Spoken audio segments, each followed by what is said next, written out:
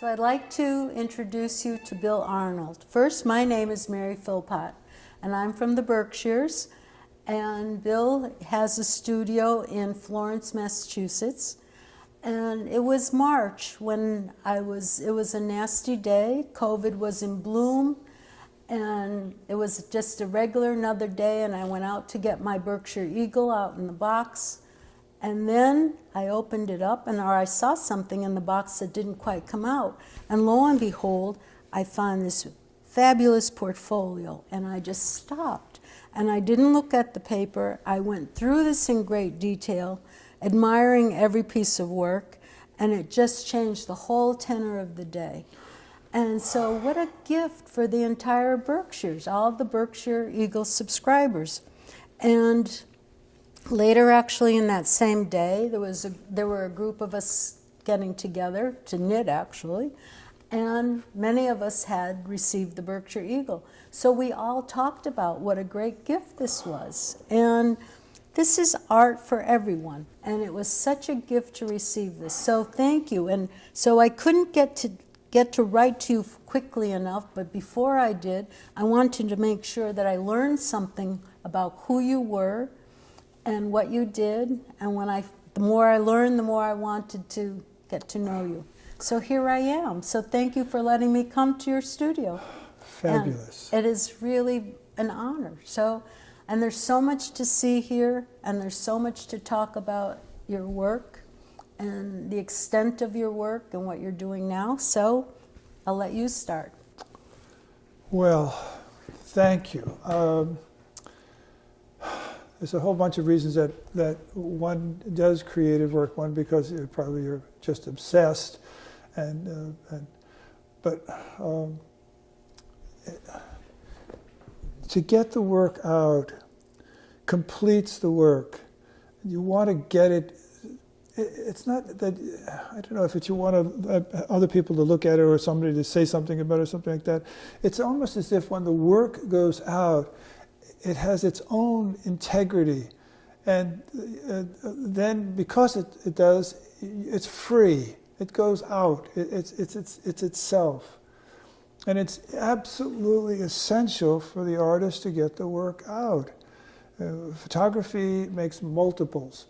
So you crank up all these pictures and stuff like that. And then what do you do with them? When we used to do in the darkroom, you'd have all these pieces of paper. And where do they go? They're underneath something, And then what happens is that because art is about asking questions, like what if we did this or something like that, and you have to get an answer. And you can only get the answer from out the outside. You can't really get it from yourself. So if you don't do that, you keep asking the same question over and over, and some artists get stuck in this cycle. And it's not very interesting for anybody, least of all for the artist. So the idea of putting these portfolios in the newspaper so that people would just, get it, is always thrilling. Because there's a bunch of stuff about it. First of all, the people who are looking at the work they didn't pay admission to go to the museum, to go in to see the work. They were just doing what they normally do and getting up and going on and stuff like that. And this thing falls out of the newspaper. And it is a thing of, and this is the part where an artist has to be careful, it's obviously a thing of quality. So because there's so many, scams going on. So the thing has to be something that is immediately recognizable as genuine. And when you do that, when you've made sure that so that means design and composition and juxtaposition, all the techniques of making a creative piece. But once that's done, then the person opens it up and shazam, they're in it. And with this piece, which is so interesting because this is the sixth one, is that it's a story. It's a narrative. It starts with these beautiful trees, like from Rembrandt. Right. You know, I mean, when you look at an artist and you really spend time, you internalize it. And all artists are always taking from other artists, and then but they don't live in the past; they live in the present, and so they're always providing a translation of what they've learned and what they've gathered. So you take from the past and you take from the present, you put it and you make. So this shot, it's so clear that I was spending a lot of time of internalized Rembrandt. That's what he would do. But then when we open it up, Sure. and say, what's this? You know, what is this about? Oh, no, we have a text. We have the text, okay. And then Connecticut River at Hadley Common. And then we go from black and white to color. And fabulous. Just vivid, vibrant. And then through the seasons, the river, and we're standing in the same place. It's the same, we don't move. We maybe look a little to one side, but the river keeps changing, and the environment keeps changing, and life keeps changing. And then we get to the end of the story, and there's a woman who's walking her dog, and the trees which are across the way are dead or dying. And the cycle begins again. It's a whole, so it gives the viewer the opportunity, well, yeah, I think, to consider that those of us who live in New England, live in a cycle of the seasons, and we are all here and appreciate that's why we're here, and I think that's what this piece does. Whereas on some of the others, the idea was to present interesting photographs juxtaposed, but not a narrative. This is a narrative. This is a story. This is a storybook, and it's about the seasons and about. And it's poignant, right? Because the winter comes back again. Again, and we survive. We survive, right? And then we comes, do survive. and then comes, and you know. But I would like to share which one is my favorite, because I just stopped on this photo when I saw this. This is just the most spectacular scene, and so this is when I stopped. I just stopped at that. I love the colors. I love the light. It's breathtaking. I completely agree. Now, one of the things that's really a challenge in a photograph, any two-dimensional thing, at least in contemporary terms, is to build the whole thing, make it solid so people stand, and yet use something that's very, very small to hold the attention. So this little, if you figure out what is the square footage or whatever of the photograph, and this is the thing in the center, and that's the story. That's the whatever it is, whatever anybody wants to make up, and it's always a thrill, and it doesn't happen very often. It happens so infrequently that this little thing will hold your attention. But on each page, there is something that holds attention, right, and right. as you go through this, it's really quite spectacular. Yeah. So again, thank you for such a gift. It was a huge gift to all of the people. So, and looking at your photos, there are many gifts here and many memories that are brought back. So when you are taking a photo, are you starting, when you go out to take photos, is it that you see something that attracts you, or are you studying the area before you see it, or how do you do that? How does your brain work? So yesterday I went to Matt's barbershop. Okay. Matt now has blue hair. Oh, okay. Okay. And he has a barbershop, and there are 4 other barbers there, I think. Pretty much everybody there is men, young men.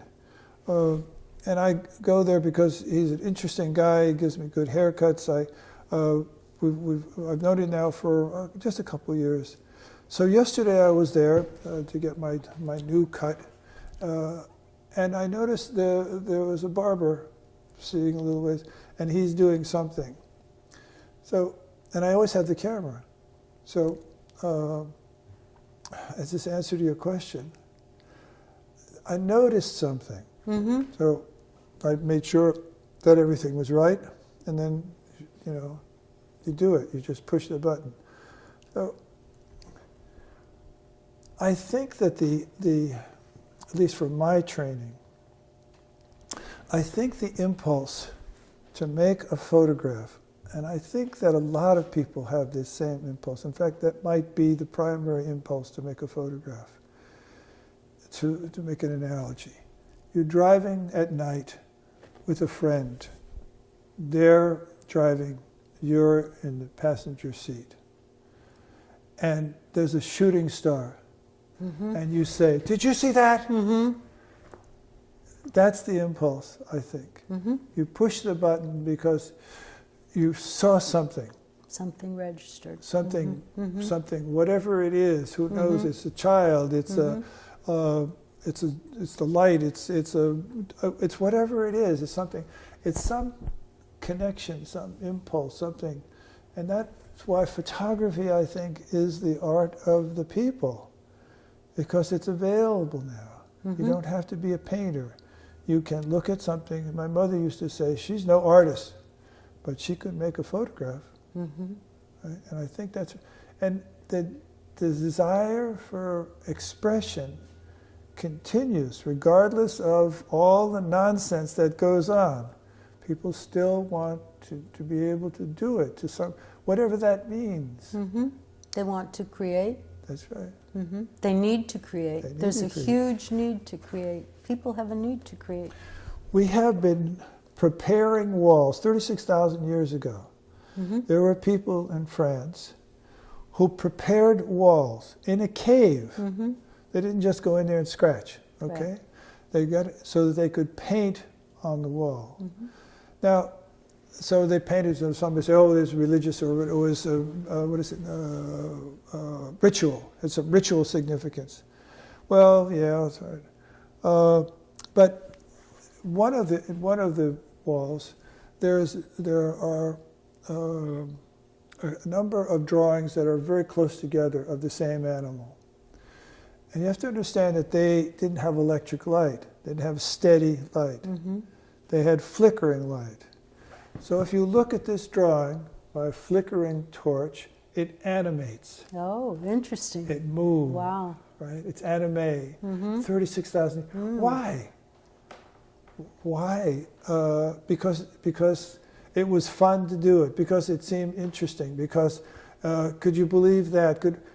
That's, I think, part of our DNA. Mm-hmm. I think it has to be done, and I don't think it's an elective. I don't think it's, I think maybe that's part of our evolution too. We can't evolve and assume and take on all these new things if somebody doesn't leave them for us to build on. I hadn't thought of that, but in fact, we are evolving, and these are things that we would have never known about that we are building on. Right. So, interesting. We're all connected. Yes, we are. That's the most important part. Right. We are very connected. Right. And we are connected in far more ways than we have ever imagined. And we can build on that. The idea of being, it's a tough idea. It's a very difficult idea because it gets into the metaphysical. Mm-hmm. Right? It's not physical. It's a real challenge. It's always easier to accept that that things are okay and a little confusing or whatever, and get on with it, and then you get tired at the night and go to sleep. It requires being comfortable with not knowing. And you want to know everything. What's Dow Jones doing? We want to know what's going on. What did he say? And we want to know, right? But if you can be comfortable not knowing, not being sure, that leaves you only with the present. Mm-hmm. The present is the game. That's really what's going on. It's spring. Right, it is. So now we're going to look at some of Bill's other portfolios that were included in some of very prestigious newspapers as well. But I forgot to mention before, and I want people to know, that Bill's work is actually in 20 museums across the country and outside of the country as well. And he has been, he has shown in many galleries across the country as well.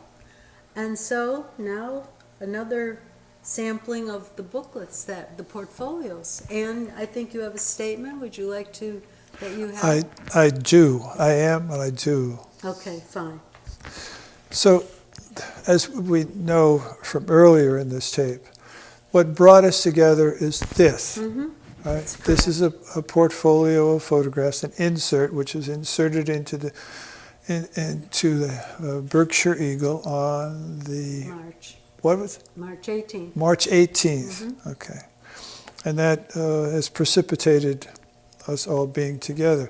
So I was thinking about, well, how did this start? Well, it was the one before. Well, that was what about the one before that? Well, all right. And so we get back. All right, but I had a teacher, John Collier.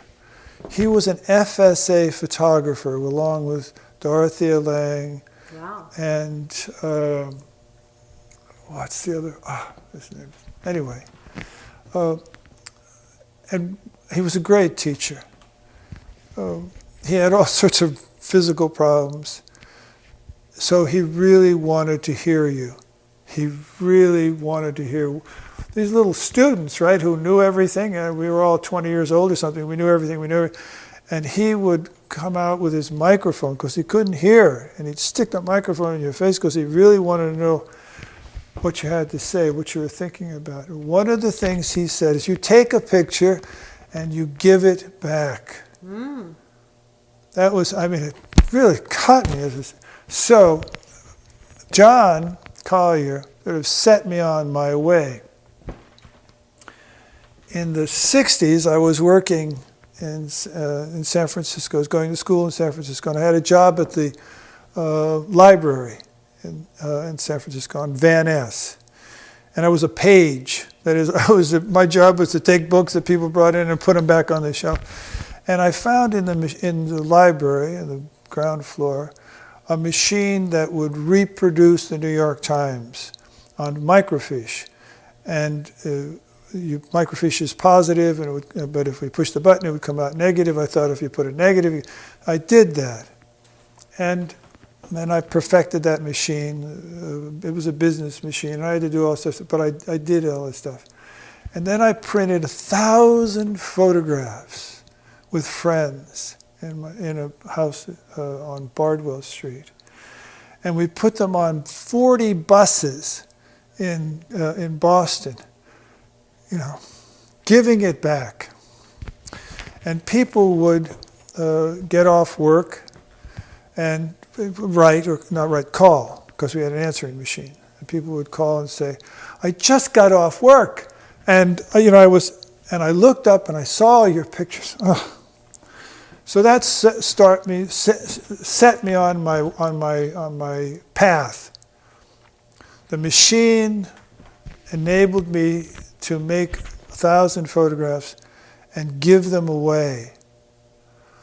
Right? Because in the dark room, you're in there and you go through all this stuff like that. It takes 2 to 3 minutes before you can see a picture in the, what we used to call the soup, in the fix, in the hypo, right? So you got to put in a lot of time. How many hours are there in a day? This machine I invented would make a print in 20 seconds. 20 seconds. You could take the picture out, put it on the wall. And if it was too dark, too light, you make another one. Make it lighter, put it on the wall. 20 seconds. So I could make 1,000 pictures, and I could give them away. And that's what started this whole thing. So then from that bus show in Boston, then we did a bus show in New York. There was 400 buses. It was just amazing. And because buses change routes every so many hours for maximum exposure, advertising, stuff like that. You could never tell when you got on a bus if it was going to be a gallery bus or not. So I did that for a while, and then a bunch of other stuff and some books. And then I hit upon this idea of using the newspaper to deliver my work to people's houses, to tuck it in, right? And the first one I did, this was in the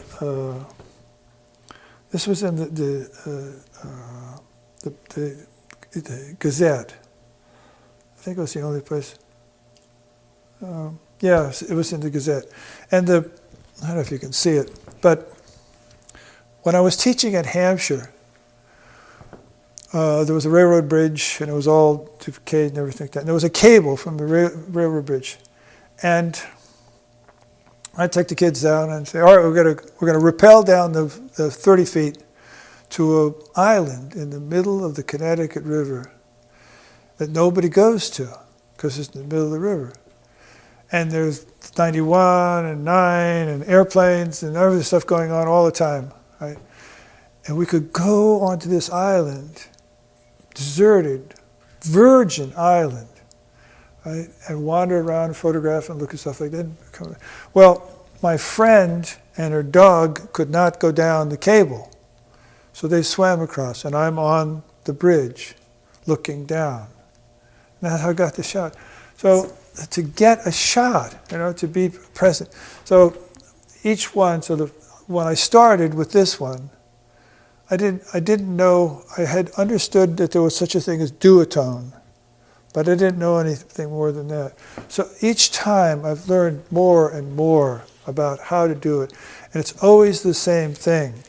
The pictures slide into the newspaper, the person gets the newspaper at home or at work or whatever. This thing falls out. And there's nothing but interesting pictures. And I did 280,000 pictures. Gosh. With the Times, starting with the Gazette and the Times and the Journal, and then now here there's another 14,300. It's just like this one was 85,000 people. These numbers are incomprehensible for an artist. If you have a show, big show, 50 people, 100 people, 150 people, 200, 500 people would be great, right? I talk about thousands and thousands. Do they all? I don't know. I don't know what happens. I don't, but I make the pictures for people who are literate. They subscribe to newspapers, and they are not expecting something. So I have to give them something that they could look at. I'm not trying to hit anybody over the head. Say, this is a steamroller. That's a steamroller yes, it's a steamroller. Take a look, So. But it's interesting because if you go through a gallery and people will tell you, and that people don't spend much time looking. So you have something that you can look at more than once. You have something in hand. You have a true gift. A friend of mine at the newspaper store, Birds is on the corner here, a guy by the name of Jim, who rides a bike all the time. So I gave him a copy of the Berkshire Eagle insert, and I saw him the other day, and he said that he was in his house and something, and his wife found it. She said, "What is this?" And where did you get this? That's it. Right. That it went from. It went to Jim, so then Jim to Jim's wife, and then she goes. That's the whole point, Mm-hmm. That is the whole point.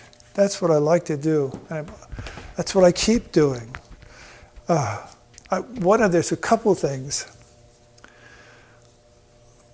Just before the virus set in, I was negotiating with I forget the name of the company, but they put in posters in the subway. Oh, okay. And I wanted to do a whole subway of this kind of work. Oh, wow. But it was very complicated and everything. Then the thing came along, I didn't go any further with it. But I have these printers, so I can print really big. And I don't know, we'll see about that. But it's that idea of yes, okay, let's, this is lunch, right? That really is lunch. That's, it's, so that's what I do. That's what I'm about. That's what I really enjoy. One of the things about being an artist that is just great is that you're the first person who gets to see it. It's pretty exciting. It's very exciting. You say, wow. And then, it calms down, and then other people see it and stuff like that. So it is, so that's what I do. I think it's really quite incredible that you are willing to show to share, to talk about all your work. It's just truly incredible. Right, especially the sharing, because you are not necessarily getting feedback from people immediately or at all, and you don't know who's received your work, right. Which is in itself interesting, to not know who's seeing your work and trying to figure out who's seeing your work. And yet you're getting, it's just really quite incredible. Right, it goes out. Somebody was selling some of these, I forget which, anyway, on eBay. I thought, fantastic, so. That's great. That's really terrific. So, Bill, do you want to tell us about photograms? This is something that I have not heard a lot about, and you could educate us in this. Happily. Thank you. Photogram is the first photographic technique.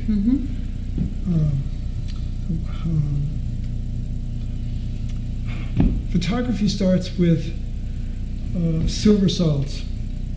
We found that if you take silver and make it into a salt, it's light sensitive. So it gets dark when sunlight hits it.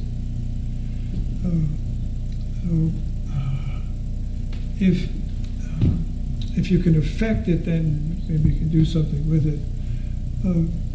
So the first things that the first photographers, before there were pictures, before there was film, glass, and all of that stuff, the first thing they did was to take a piece of paper which was light sensitive. That is, it had silver salts on it.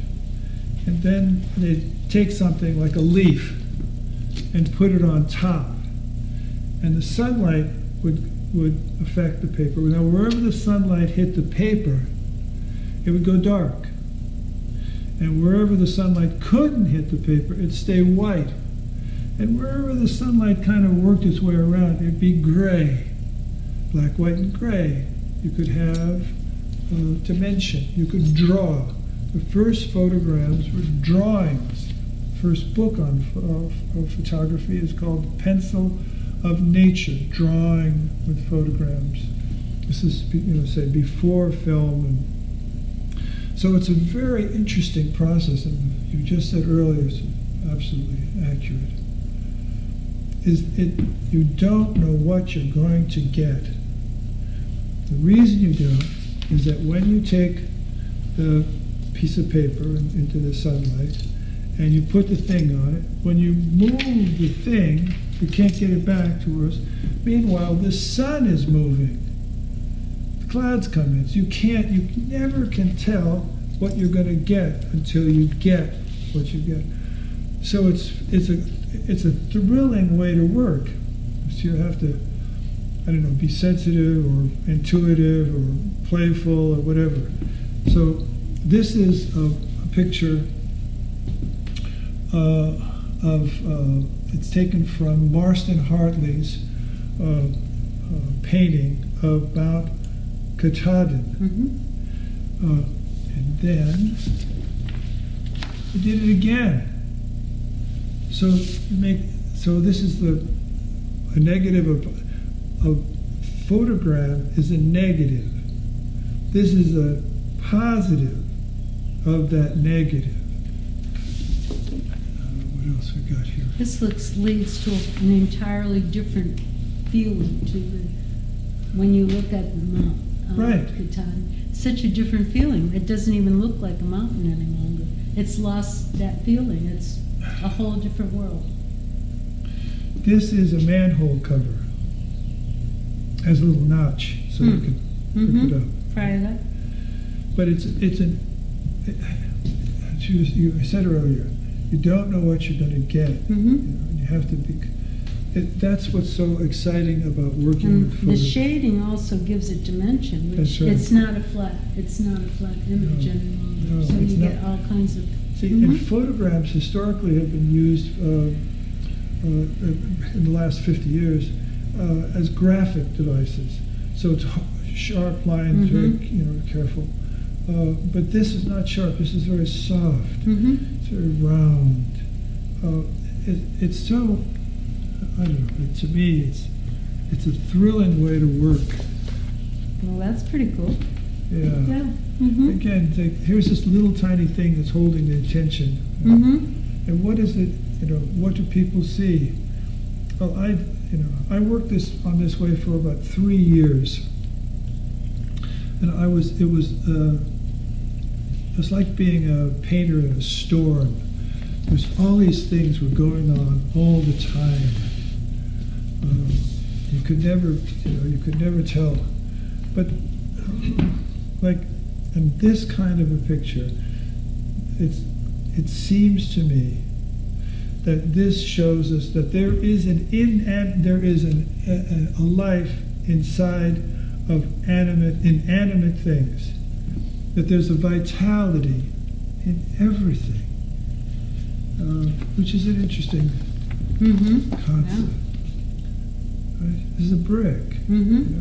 So they build it, but it has a life to it. Or Wow. this Neat. right. So we could let's see. How does that? Yeah. Somehow, now this photograph looks as if the pins are in motion. They've been hit. Right. They weren't. They were just sitting there. But you have to remember that the light is coming down from above, and the things are on the paper. The pins are on the paper. The paper is looking up to the sun, looking up to the light. Normally, when we look at something or we make a photograph, we are looking out at it. But in this situation, in all the photographs, the light is looking up, trying to look through whatever it is that's on it, up to, because it's sensitive, it's sensitized to light. And through some magic, is the only way to say it, it appears that this is animated. It's alive. It's interesting. It's like your horse is moving. Right. It's exactly Right. like that. It's just, Oh. and see, and you cannot tell. That's what makes it so interesting. You cannot tell what's going to happen when you do it. Neat. Wow. I determined that since I was using real things for a while, then I decided to take some styrofoam and see what would happen if I did styrofoam, because the paper doesn't care whether it's real or not. Right. So I could do whatever I want. And the shading is what gives it the dimension. Here's another manhole cover. Took 2 of us to lift this thing up. I can imagine. It's really heavy. I can imagine. Squishing it down on the paper. Yeah. This is after Hiroshige. Wow. Right? Yeah. There's this plastic that a guy here was using to wrap his house when they were remodeling. And he had the plastic is about this big, this high, and he was going to throw it out. I said, you can't throw out something like that. So I took it and I started working.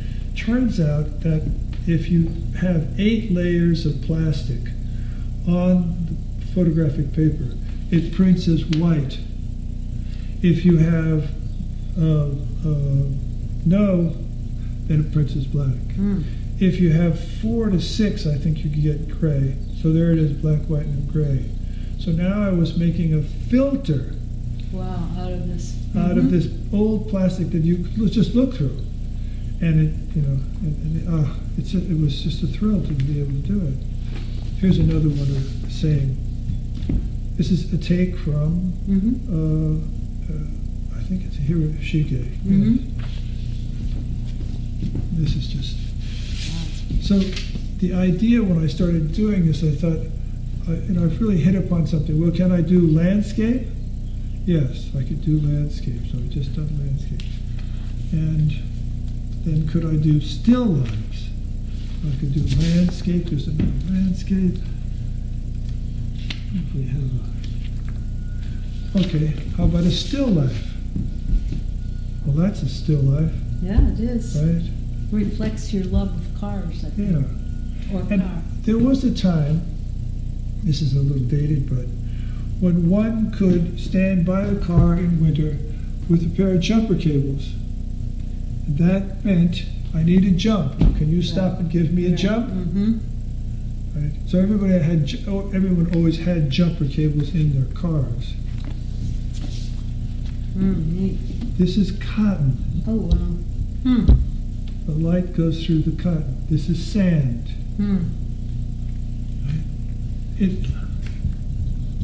That's the car again. Is this for tires? Is this to change your tire? Yeah. Yeah, that's what I thought it was. And I Yeah, thought, that's wait a what minute, it is. maybe it wasn't. That's it. Now, because the paper looks up at the light, the thing that is on the paper seems to be in front, and the thing, it reverses it. So when we look at this, it looks like these items are behind the screen. But in fact, that's not the case. Oh, wow. Right? The things are on the screen. So it reverses it. But then you get to have the idea of these two, whatever these things are, behind this screen. And then we have, of course, I asked the fellow at the gas station, do you have anything? And he said, yeah, I got, so he gave me that. So to get a little gas. And then, of course, there's a little country. And I think I have, oh yeah, we have the country, and then we have the flag. It's a big deal to attempt to use the flag in some way. It's symbolic. It's full of references, and one as a photographer, as an artist, one has to take all that into consideration, because you can do anything you want to anything, but you have to do it in a context, and the context has to be respectful, because you want the viewers to look and then take it on themselves and decide what's going on. So but to do a flag. So this is a flag. Okay, it's just a flag, and there's a sky behind or something like that. But there is one thing missing. One stripe is missing. What does that mean? I don't know what that means. It means a stripe is missing. Well, it means you could look through, and you can see what's on the other side. Anyway, it's again just to suggest possibilities. Now this, that's it. That is sand and cotton. And of course, when I took the sand and the cotton off the paper, there was no way to get back to where I was, because it was all mushed together. Now the cotton was all full of sand and stuff like that. But it's an interesting idea to be like a safe cracker, or you have to sensitize your fingers, something like that, to intuit and to be confident when this is being spread on, that it will that there is, that it will read as something. So of course this reads as some density, and this is, you know, in heaven, this is what it looks like. It does. It does look like the skies. Right, Mm-hmm. right. And it's just sand. Those things are, So, after I did this, and I worked this for years and years, I thought, okay, if you could do landscape, still life, can you do portraits? Yes, you can do portraits.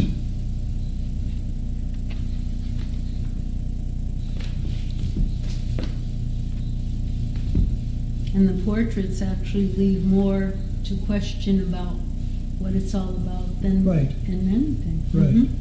Because of course, we see ourselves. Mm-hmm.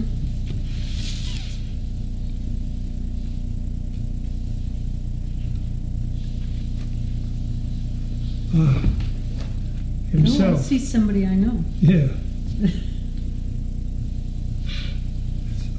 It's such a pleasure to do this. And the religious symbol. Mm-hmm. Again, when you religious symbols and political symbols are, one has to be respectful. It's Right. really important. Okay, so here we have Christ on the cross. Mhm. Okay, but it appears that this Christ is alive, that is animated. There's some motion. There's some vitality into it. That's true. That's what it looks like. It doesn't look like that it's frozen in time. It looks like the being on the cross has life, vitality. That's a great, I mean, that is a real stretch, and it's great. I'm just happy as could be that I found it. This is when you take stuff or like that. Who is she? What is this?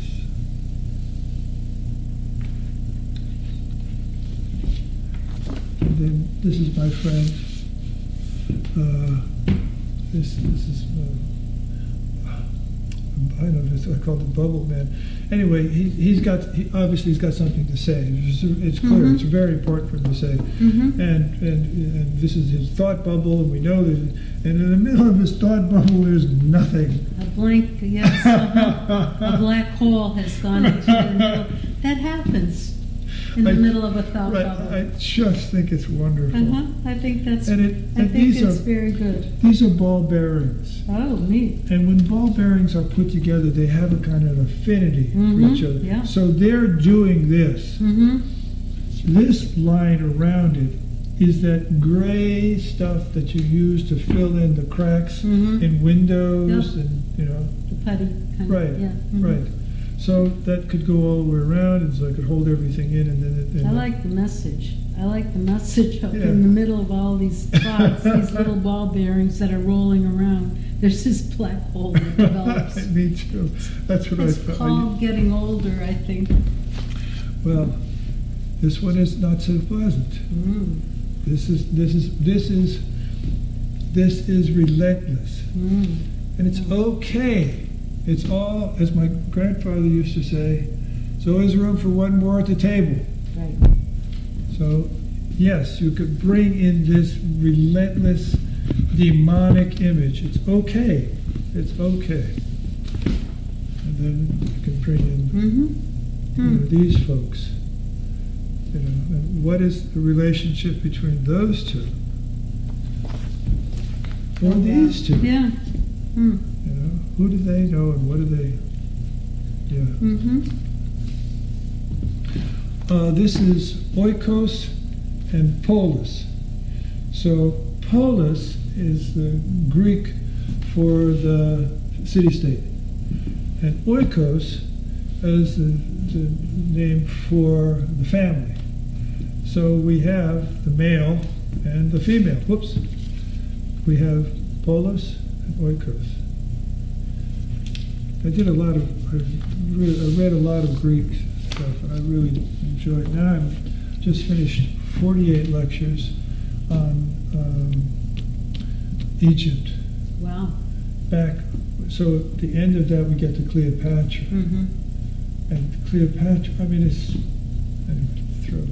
Mm-hmm. So I'm so glad to show Well, thank these. you. That's great, because that's it's a whole new world of looking at photographs. So thank you for teaching us about them, Oh. showing us and sharing. Again, thank you. Okay.